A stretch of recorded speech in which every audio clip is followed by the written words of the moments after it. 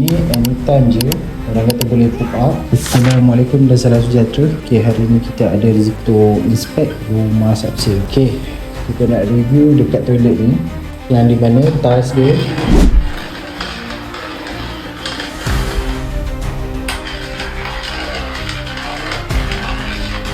dia macam yang korang boleh dengar, memang dah out lah.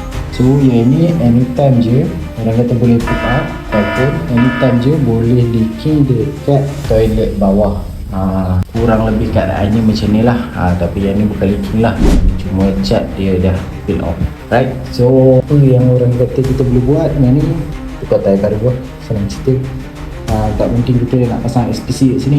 Kalau kita nak letak epoxy dekat sini pun, kot tali terangkat, takut dia pop up, boleh jadi problem.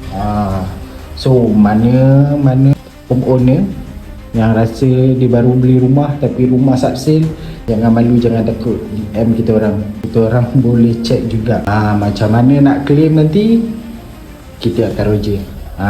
Kena DM dulu barulah tahu. Alright, itu aja.